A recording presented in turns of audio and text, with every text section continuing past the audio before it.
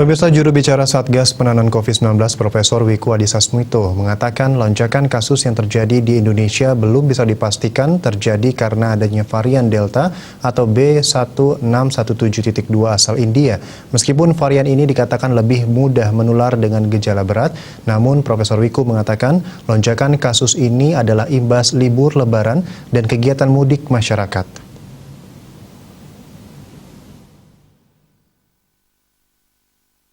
Lonjakan kasus COVID-19 yang terjadi di beberapa wilayah di Indonesia belakangan ini termasuk di ibu kota negara Jakarta, membuat keterisian rumah sakit naik hingga di atas ambang batas yang ditentukan, yakni di atas 70%.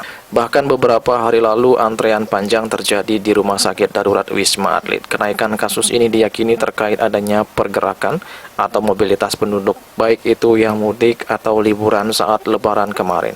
Seiring dengan meningkatnya kasus baru COVID-19 pasca Idul Fitri, kasus varian baru ditemukan di daerah yang tingkat kenaikan kasus COVID-nya paling tinggi seperti di Kudus, Bangkalan, bahkan di DKI Jakarta. Juru bicara Satgas Penanganan COVID-19 Wiku Adhisa Smito mengatakan lonjakan kasus yang terjadi di Indonesia belum bisa dipastikan terjadi karena adanya varian Delta atau B1617.2 asal India, di mana varian ini dikatakan memiliki tingkat kecepatan penyebaran atau penularan 60 hingga 70% lebih cepat dari virus COVID-19 sebelumnya yang pertama kali ditemukan di Wuhan, Tiongkok.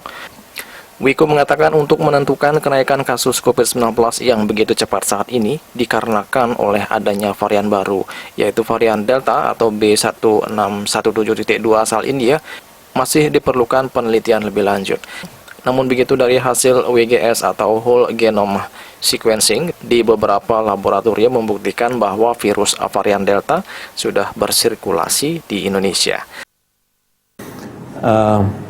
Peningkatan penularan yang terjadi pada saat ini menurut kami sudah jelas kaitannya dengan mobilitas penduduk dan kerumunan yang terkait dengan liburan panjang, yaitu libur Idul Fitri.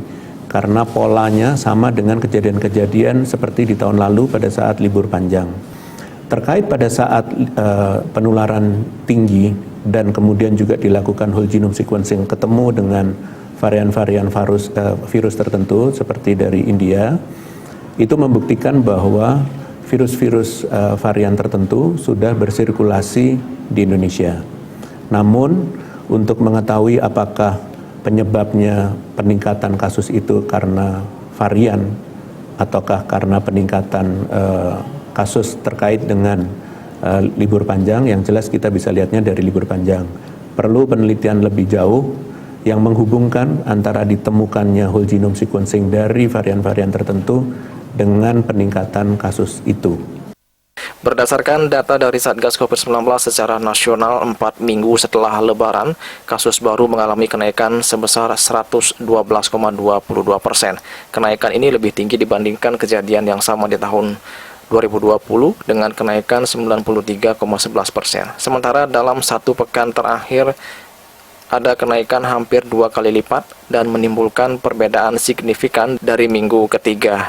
DKI Jakarta merupakan penyumbang tertinggi kenaikan kasus COVID-19 dengan kenaikan kasus mencapai 7.132 kasus. Gubernur DKI Jakarta Anies Baswedan juga telah menyatakan jika Jakarta memasuki kondisi genting dan memastikan akan menindak tegas setiap pelanggar protokol kesehatan.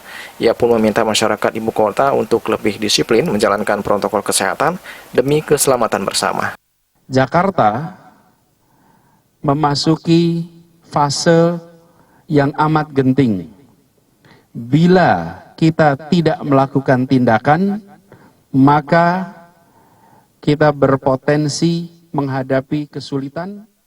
Dari Jakarta, Juli Suwarto dan Ketua Sumadiasa melaporkan.